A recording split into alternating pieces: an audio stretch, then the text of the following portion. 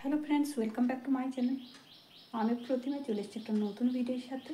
আজ আমি নিয়ে চলে এসেছি টেস্টের ডাবল কাটরি ব্লাউজের কাটিং ভিডিও। তো এইটা আমার লাইনিংটা আর এইটা আমার ফ্যাব্রিকটা।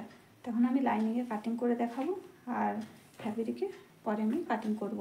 তো চলুন, এর আমি মেজারমেন্টটাও আপনাদের বলে দিচ্ছি আর স্ক্রিনেও দিয়ে দেবো। আর যারা নতুন তারা কিন্তু মনোযোগ সহকারে দেখবেন, তাহলে খুব সহজভাবে কিন্তু বাড়িতে বসেও আপনারা ব্লাউজ কাটিং করতে পারবেন। তো ভিডিওটা স্কিপ করবেন না, পুরো ভিডিওটা দেখবেন, তাহলে কিন্তু সহজভাবেই আপনারা শিখে যাবেন। তো এই লাইনিংটা কম কাপড়ের মধ্যে ব্লাউজের কাটিং আমার চ্যানেলে পেয়ে যাবেন। তো চলুন এই লাইনিংটাকে দুভাজে ভাঁজ করে নিই আর আপনাদের মেজারমেন্টটা বলে দিচ্ছি আর স্ক্রিনেও আমি মেজারমেন্টটা দিয়ে দেবো। তো এইটাকে আমি দু ফুলটে ফোল্ড করে নেবো। প্রথমে আমি মেজারমেন্টটা আপনাদের সামনে বলে দিচ্ছি। তো আমার লেন্থ রেডি লেন্থ থাকবে 33 সাইজ আছে, সেই জন্য রেডি লেন্থ আমার 14 হয়ে যাচ্ছে। 13 আমার রেডি লেন্থ থাকবে আর 1 ইঞ্চ বাড়িয়ে 14 হচ্ছে। চেস্টটা আমার 33, ওয়েস্ট হচ্ছে 29, শোল্ডার 5 রাখবো আর ডিপ আছে পিছন গলাটা। আর আর্মহোল থাকবে আমার 5.5 আর হাতের লম্বাটা থাকবে 9.5 রেডি আর গোলাইটা থাকবে 9 আর নিচে থেকে ডিপ 4.5 ইঞ্চিতে থাকবে। তো এই লাইনিংটাকে দু ফোল্ডে ফোল্ড করব। লাইনিংটাকে ফোল্ড করব যতটা আমার চেস্ট থাকবে, চেস্টটাকে আমি 4 দিয়ে ভাগ দিয়ে দেবো। ভাগ দিয়ে আমার যতটা হচ্ছে তার থেকে আমি 1.5 ইঞ্চি বা 2 ইঞ্চি মার্জিন রাখবো। ততটাই যতটা হচ্ছে ততটাই কিন্তু আমি দু ফোল্ডে ফোল্ড করে নেব। তো আমার 30কে 4 দিয়ে যদি ডিভাইড করি তাহলে আমার 8.25 ইঞ্চি আসছে। 8.25 ইঞ্চি আসছে আর 8.25 ইঞ্চিকে আমার 8.25 ইঞ্চি আসছে। আর এদিক থেকে আমি 1.5 ইঞ্চি বা 2 ইঞ্চি নিয়ে এখানে আমি 10 ইঞ্চি মতো নিয়ে নিলে 8 আর 2 10 ইঞ্চি মতো নিয়ে নিলে, তাহলে এখান থেকে আমি 10 ইঞ্চি মতো দু ফোল্ডে ফোল্ড করে নেব।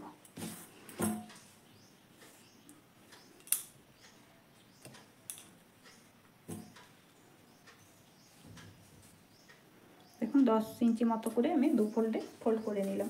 পুরো যতটা লাইনিং আছে সব ধারটাকে কিন্তু আমি এইভাবে দু ফোল্ডে ফোল্ড করে নিলাম। পরে আমার যতটা লেন্থ থাকছে, লেন্থ আমার রেডি লেন্থ থাকবে 13 আর 1 ইঞ্চি আমি বাড়িয়ে নিচ্ছি, যেন কাঁধের দিকে 1/2 ইঞ্চি সেলাই যাবে আর 1/2 ইঞ্চি আমার নিচে সেলাই যাবে। এদিকে 1/2 ইঞ্চি সেলাই যাবে, 1/2 ইঞ্চি এদিকে যাবে। তো 14 ইঞ্চি আমি দু সাইড থেকে নিয়ে আমি এখান থেকে 14 ইঞ্চি নিয়ে নিলাম। এইখান থেকেও নিয়ে নিলাম আর এই সাইড থেকেও নিয়ে নিলাম। দু সাইড থেকে নিলে পরে লাইনটা সোজা হয় নতুনদের জন্য।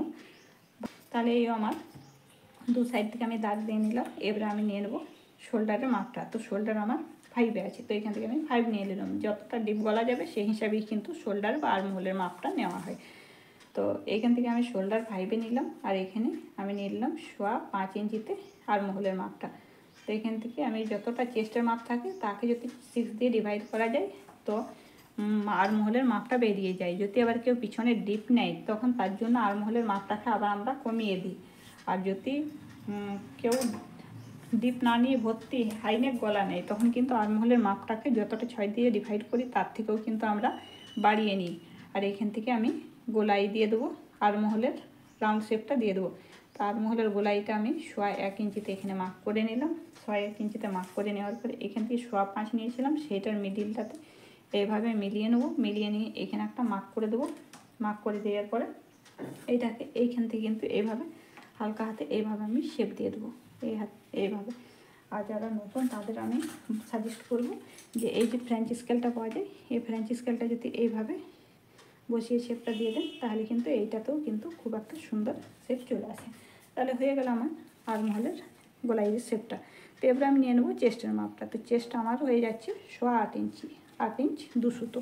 তো এখানে ওয়েস্টের মাপটাও আমি যতটা চেস্ট নেবো ততটাই কিন্তু ওয়েস্টের মাপটা নেবো। যখন কি আমি পুরো ব্লাউজটা ফিটিংস করবো তখন যার যত ওয়েস্ট থাকবে সেই হিসাবে কিন্তু মাপটা আমরা 2-1টা সেলাই বাড়তি দিয়ে দিই। তাহলে এখান থেকে আমি এই দুটোকে মিলিয়ে দিলাম। মিলিয়ে দেওয়ার পরে এবারে আমি নিয়ে নেবো নেক উইথটা। তো এর আমি নেক উইথটা 2 ইঞ্চিতে নেবো। এর ডিপ আছে সেই জন্য উপরটা আমি 2 ইঞ্চিতে নেক উইথটা নিয়ে নিলাম। নেক উইথটা নিয়ে নিচে থেকে আমার 4.5 ইঞ্চিতে রেডি থাকবে। তো 4.5 ইঞ্চি রেডি রাখতে গেলে আমাকে 5 ইঞ্চি নিয়ে নিতে হবে, 1/2 ইঞ্চি আমার সেলাইয়ে চলে যাবে। তো এখান থেকে 2 ইঞ্চি নিয়েছিলাম আর এই সাইড থেকে কিন্তু আমি 2.5 ইঞ্চি ডিপ দিয়ে দেবো গলার শেপটা। তো এখান থেকে আমি 2.5 ইঞ্চিতে দিয়ে দিলাম। এই দুটোকে এইভাবে মিলিয়ে দেবো। এই দুটোকে এইভাবে মিলিয়ে দেওয়ার পরে এইভাবে কিন্তু আমি শেপ দিয়ে দিচ্ছি। এভাবে শেপ দিয়ে দিলাম। শেপ দেওয়ার পরে এইটাতে আমি ট্যাকিং দেবো। তো ট্যাকিং আমার এখান থেকে 8.25 ইঞ্চিতে এইভাবে ছিল, 8.25 ইঞ্চিতে মধ্যে আমার 4 ইঞ্চি এক সুতোতে আমি এখানে মাপ করে নিলাম। করে নেওয়ার পরে এইখান থেকে আমি 4 ইঞ্চিতে একটা ট্যাকিংয়ের জন্য দাগ দিয়ে নেবো এইখানে। তো এই আমার 4 ইঞ্চিতে দাগ দিয়ে দিলাম। 4 ইঞ্চিতে দাগ দেওয়ার পরে এই সাইড থেকে 1/2 ইঞ্চি নিয়ে নেবো, এই সাইড থেকে 1/2 ইঞ্চি নিয়ে নেবো। তাহলে এই আমার ট্যাকিংটা হয়ে গেল। ট্যাকিংটা যখন এইটা আমি কাটিং করব তখন কিন্তু এইখান থেকে যতটা আমি ট্যাকিং দিয়েছি এইখান থেকে 2 সুতো মতো এইভাবে আমি শেপ দিয়ে নেবো। এইভাবে শেপ দিয়ে নেবো। যখন আমি এইভাবে ট্যাকিংটাকে এইভাবে দেবো তখন কিন্তু এই সাইডটা থেকে এই সাইডটা বেশি আসছে, সেই জন্য এইখানটা একটু কোণ হয়ে যায়। তো সেই কোণটা কিন্তু আসবে না, শেপটা ভালো আসবে, সেই জন্য এখানে 2 সুতো পাড়া শেপ দিই। তাহলে আমার ব্যাক পার্টের ড্রাফটিংটা পুরো করে নিলাম। এখন আমি কাটিংটা করব না, যেহেতু আমি এখন প্রথমে ফ্রন্ট পার্টটাকেও এবারে বার করে নেব। করে নেওয়ার পরে কিন্তু আমি ব্যাক পার্টটাকে কাটিং করব।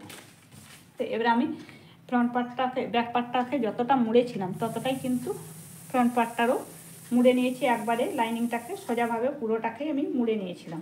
মুড়ে নেওয়ার পরে আমার এই যে কাপড়টাকে লাইনিংটা পুরো সোজাসুজিভাবে মুড়ে সোজা করে নিলাম।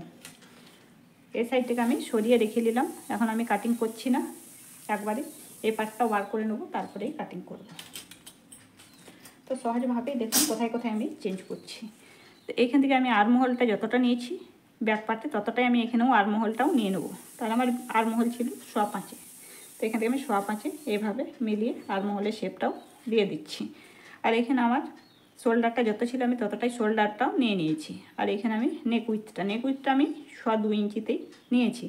এখান থেকে আমি 6 দিয়ে দেবো ফ্রন্টের গলাটা, যাতে কি আমার 5.5 রেডি থাকবে, 1/2 ইঞ্চি সেলাই হয়ে যাবে। তাহলে এখানে আমি সেই 5.5 দিয়ে দিলাম, 6 দিলাম, 5.5 রেডি হবে। তাহলে এখানে এইটা দাগটা দিয়ে এইভাবে মিলিয়ে দিলাম, এটাকে হয়ে গেল। এখানে আমার আর্মহোলের মাপটা দিয়েছি।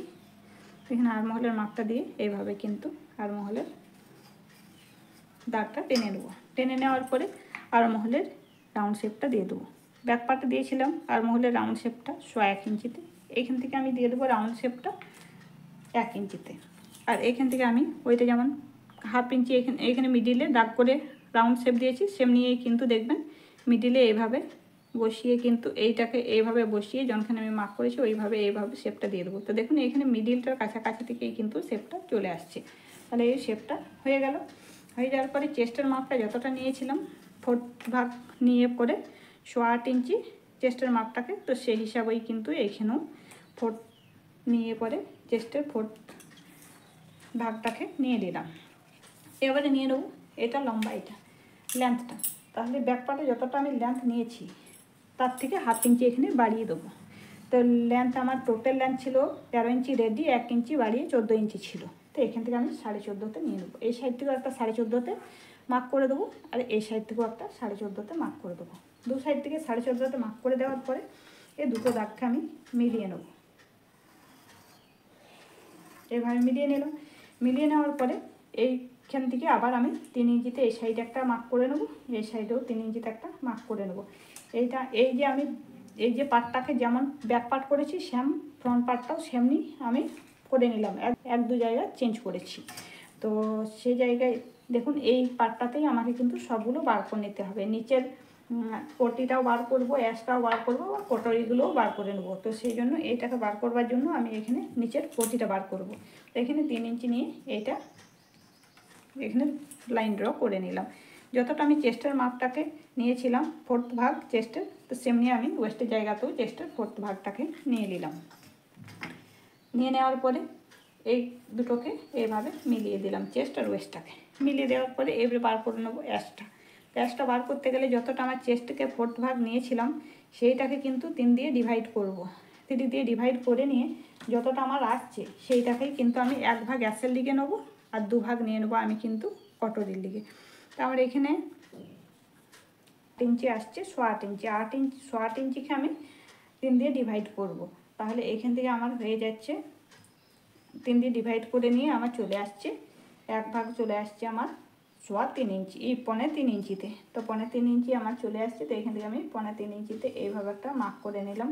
এইটা অ্যাসের মাপ আর এইদিকেরটা কটরির মাপ। তাহলে এখান থেকে আমি মাপ করে নিলাম, আর এইখান থেকে আমি মাপ নিয়ে নেবো।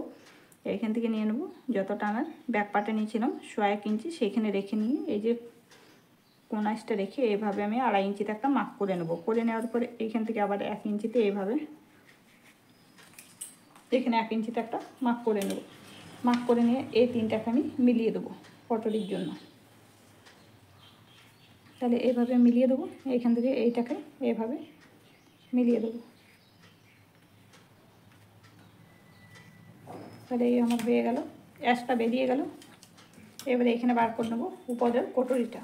তো কটরিটা বার করতে গেলে এইখান থেকে 1 ইঞ্চি এইভাবে মাপ করে নেব। করে নেওয়ার পরে এই দুটোকে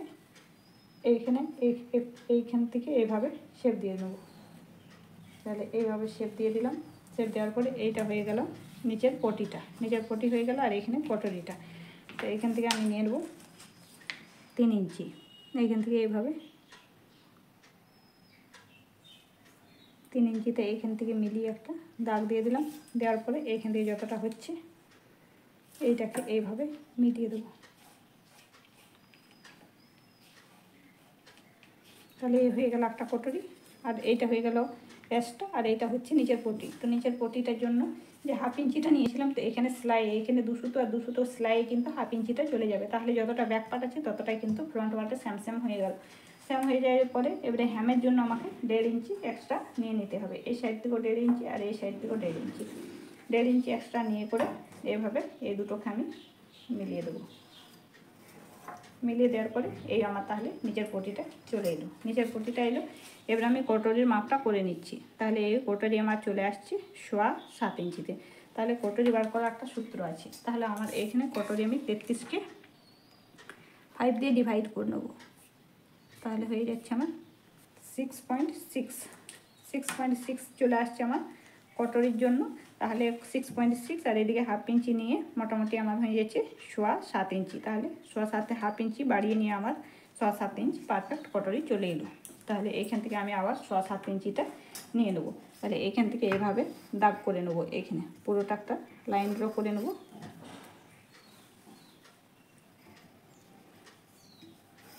দাগ করে নিয়ে এভাবে একটা লাইন ড্র করে নেব। করে নেওয়ার পরে আমার এখান থেকে এর কটরির লম্বাটা ছিল আমার 7.25 ইঞ্চি। তাহলে এইখান থেকে আমি 7.25 ইঞ্চিতে এইখানে একটা মার্ক করে নিলাম, এই সাইডটাও একটা মার্ক করে নিলাম। এবারে এই দুটোকে মিলিয়ে দিলাম। তাহলে এবারে কটরির মিলিয়ে দিলাম। তাহলে এই সাইডের মাপটা আমার নিতে হবে। তাহলে মাপটা নিতে গেলে আমাকে যতটা চেস্ট থাকবে তাকে 12 দিয়ে ডিভাইড করতে হবে। তাহলে 33কে 12 দিয়ে ডিভাইড করে দেবো। হয়ে যাচ্ছে 3.25 ইঞ্চিতে। তাহলে 3.25 ইঞ্চি হচ্ছে। তাহলে এদিকে 3.25 ইঞ্চি হচ্ছে, আর 1/2 ইঞ্চি বাড়িয়ে দিলে আমার কত হচ্ছে 3.25। তাহলে এখানে আমি 1 ইঞ্চি পারে বাড়িয়ে নিয়ে 3.5 ইঞ্চিতে নিয়ে নেবো। তাহলে এখান থেকে 3.5 ইঞ্চিতে এভাবে মার্ক করে দিলাম। 3.5 ইঞ্চিতে মার্ক করে দেওয়ার পরে এখান থেকে আমার 7 ইঞ্চি হয়েছিল। তাহলে এখান থেকে 3.5 ইঞ্চি 1 সুতো পারা আমি এখান থেকে নিয়ে নেবো। তাহলে এটার মিডিল হয়ে গেল। এই পাশ থেকে 1/2 ইঞ্চি নিয়ে নেবো, এই পাশ থেকে 1/2 ইঞ্চি নিয়ে নেবো। আর এদিকে রাউন্ডটার জন্য এখান থেকে 1 ইঞ্চি নেবো, এখান থেকে 1/2 ইঞ্চি নেবো, আর এই সাইড থেকেও কিন্তু 1/2 ইঞ্চি পারে নিয়ে নেবো। আর এইটাকে এভাবে শেপ দিয়ে দেবো, এইভাবে শেপ দিয়ে দেবো। তাহলে এই আমার নিচের কটরিটা বেরিয়ে গেল। তাহলে কত সহজভাবে কম কাপড়ের মধ্যেই কিন্তু সব পার্টগুলো বেরিয়ে গেল।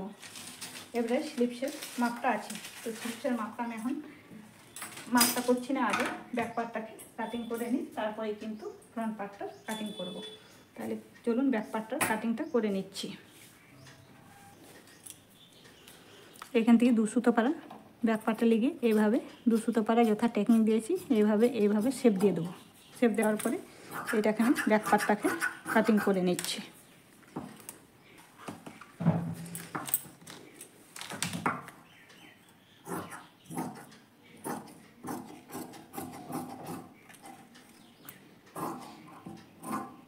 ভিডিওটা কাদের কাদের ভালো লাগলো কমেন্টে কিন্তু অবশ্যই জানিও। আর যদি কেউ রিকোয়েস্টের ভিডিও থাকে তাহলে কিন্তু কমেন্টে অবশ্যই জানিও, আমি রিকোয়েস্টের ভিডিও আনবার চেষ্টা করব। কাটিংটা হয়ে গেল, হয়ে নিয়ে এগুলোকে একটা করে জানবার জন্য মাপটা, সেই জন্য এগুলো একটা করে কুটকা কেটে নেবো। এইভাবে কুটকা কেটে নেবো। কুটকা কেটে নেওয়ার পরে এবার আমি কটরিগুলোকে বার করে নেব। এই যে কাপড়টা আমার থাকলো, এইটা কিন্তু যখন স্লিপস বানাবো তখন কিন্তু কাজে লেগে যাবে।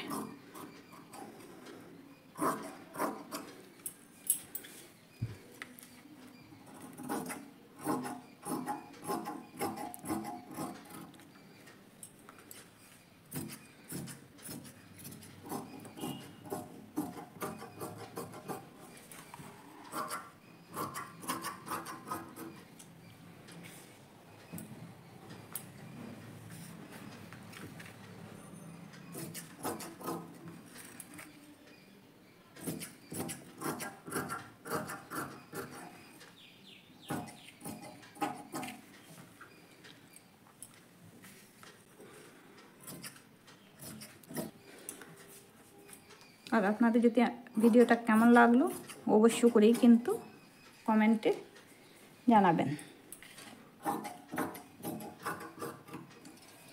এই আমার অ্যাশটাও বার হয়ে গেল, একটা কটরি, এই কটরিটাও বার হয়ে গেল। এইভাবে যা যদি চেস্টটা হেভি না থাকে, কম থাকে, তাহলে কিন্তু এইটাকে এইভাবে একটু ছেটেও দিতে পারেন। আর যদি চেস্টটা যদি ঠিক থাকে তাহলে কিন্তু এটা পারফেক্ট একটা কটরি হয়ে গেছে। এবার আমি নিজের কটরিটা নিয়ে নেব। যদি আপনার গ্লাস হাতা থাকে, কাপড়টা যদি দেখেন যে কম আছে, তাহলে কিন্তু আপনি এই দিককার এই যে নিচের মাপটা অন্য জায়গা থেকেও নিয়ে নিতে পারেন। আর যদি দেখবেন যে না আপনার গ্লাস হাতা বেরিয়েও কিন্তু কাপড় আছে, তাহলে কিন্তু এই সাইড থেকে নিয়ে নেবেন। তাহলেই আমার নিচের পটিটাও হয়ে গেল। নিচের পটি হয়ে যাওয়ার পরে এবারে কিন্তু স্লিপসের কাটিংটা এখান থেকে আমি করে নেব। তখন আমি আপনাদের স্লিপসের কাটিংটা দেখাচ্ছি না। তো এই আমার এই নিচের পাটটা বেরিয়ে গেল।